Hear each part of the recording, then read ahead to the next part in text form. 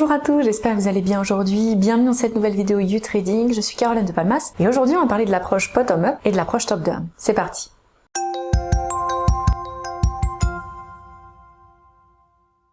L'objectif d'une méthode d'analyse des marchés, ou particulièrement ici dans notre cas d'analyse des actions, c'est de pouvoir déterminer comment un investissement va se comporter à l'avenir et surtout s'il peut vous convenir en fonction de votre style de trading, de votre capital, de votre horizon de placement et de votre appétit pour le risque. En choisissant un style d'analyse des actions, vous pourrez plus facilement sélectionner les titres avec le plus grand potentiel de croissance, trouver le meilleur prix d'entrée et de sortie, choisir le meilleur horizon d'investissement ou encore déterminer le rôle que cet investissement va jouer dans l'optimisation et la diversification de votre portefeuille global. En matière de trading d'investissement, il n'existe pas de recette unique. Tout comme il existe de nombreux types d'investisseurs avec des styles, des objectifs et des horizons de placement différents, il existe plusieurs façons de sélectionner les titres sur lesquels investir. Découvrons dans cette vidéo l'approche bottom-up et l'approche top-down pour optimiser vos choix d'investissement sur le marché des actions.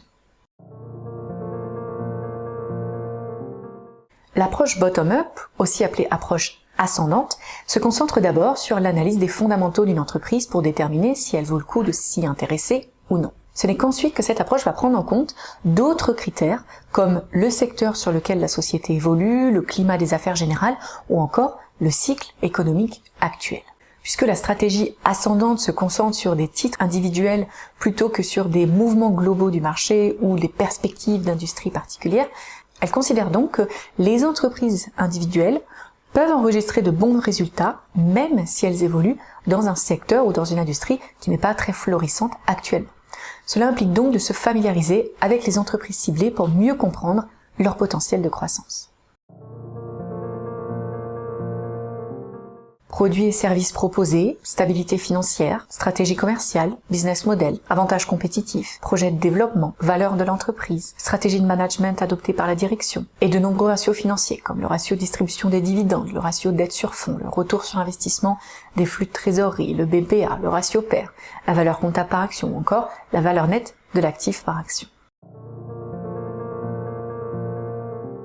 L'approche top-down, l'approche descendante, se concentre d'abord sur l'analyse des pays pour déterminer lequel ou lesquels offrent les meilleures opportunités d'investissement et le meilleur climat pour votre stratégie d'investissement. Vous pouvez par exemple vous concentrer sur les marchés émergents ou les pays en voie de développement puisqu'ils ont souvent un taux de croissance plus élevé que certains autres pays développés.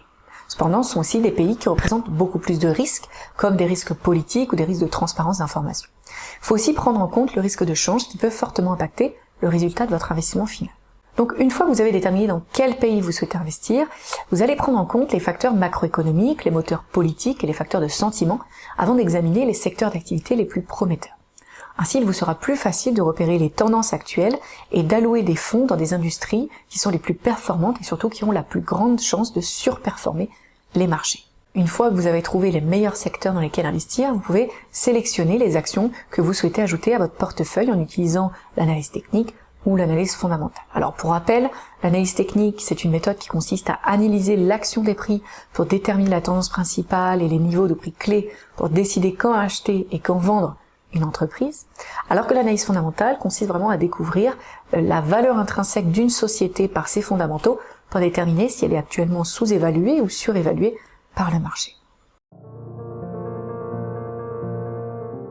La croissance avec le PIB, l'inflation avec l'indice des prix à la consommation, les données de l'emploi comme le rapport NFP ou le taux de chômage, les politiques monétaires, les politiques budgétaires, les plans d'investissement des gouvernements, les dépenses de consommation, le sentiment des investisseurs, des entreprises et des consommateurs, la balance commerciale, le taux de change et les politiques commerciales, entre autres.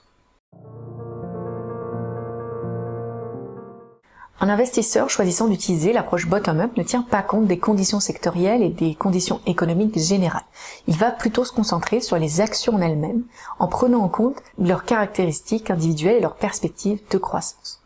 L'un des risques de cette approche est donc d'avoir un portefeuille peut-être peu diversifié, ou en tout cas moins diversifié que les investisseurs qui prennent en compte les secteurs et les industries dans leur analyse, comme l'approche top-down. Les investisseurs, suivant la technique de l'analyse ascendante, utilisent généralement des stratégies sur le long terme de type buy and hold, acheter et conserver, en s'appuyant davantage sur l'analyse fondamentale, qui permet en effet aux investisseurs d'avoir une connaissance approfondie d'une entreprise, d'un secteur et surtout de son potentiel de croissance dans le temps. Lorsque vous investissez sur les marchés boursiers, vous devez toujours tenir compte de l'environnement économique et des perspectives globales du marché pour déterminer à quel stade du cycle économique on se trouve. Expansion, pic, contraction, creux, etc. C'est pourquoi l'analyse top-down est une excellente approche à adopter, car il vous sera plus facile de trouver les secteurs et les régions présentant le plus fort potentiel de croissance en tenant d'abord compte de la situation globale. Ensuite, il ne vous reste plus qu'à affiner votre recherche pour trouver les entreprises les plus prometteuses au sein de ces secteurs ou pays performants. L'un des facteurs clés d'un investissement réussi sur le marché des actions est l'utilisation de la bonne stratégie d'analyse des marchés pour déterminer les performances potentielles futures des différentes sociétés que vous souhaitez intégrer à votre portefeuille et surtout leur adéquation avec votre style de trading et vos objectifs financiers. C'est pourquoi si vous décidez d'investir en bourse, l'une des premières choses à faire est de déterminer votre stratégie de trading et la manière dont vous allez analyser les marchés pour choisir les sociétés à ajouter à votre portefeuille. Ça vous permettra de décider de votre méthode de stock picking.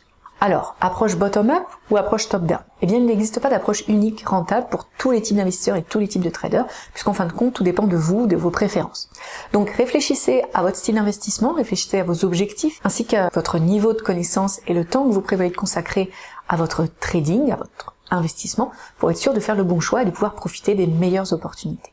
Sachez également que les deux techniques ne s'excluent pas mutuellement, Vous pouvez utiliser les deux méthodes dans vos transactions pour construire un portefeuille plus solide et plus diversifié.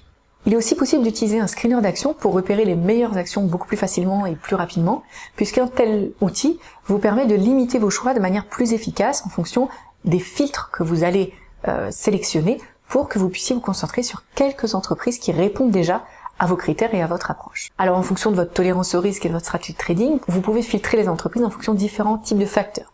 Par exemple, leur taille, les blue chips, les mid caps, les small caps, les penny stocks. En fonction du type de valorisation, actions de croissance ou actions de valeur, ou encore en fonction de leur sensibilité au cycle économique, comme les actions cycliques ou les actions défensives par exemple. Vous pouvez utiliser beaucoup d'autres critères d'analyse fondamentale, comme une classification par niveau de chiffre d'affaires, de vente, de profit, etc. Dans tous les cas, on vous recommande vraiment de vous concentrer sur des actions liquides, c'est-à-dire des actions qui peuvent être facilement et rapidement achetées et vendues sans qu'il y ait un impact majeur sur son prix. Voilà, merci beaucoup d'avoir regardé cette vidéo jusqu'au bout, j'espère qu'elle vous a été utile. N'hésitez pas à nous laisser un petit commentaire sur vos préférences en termes d'approche du marché des actions. À bientôt sur la chaîne du trading.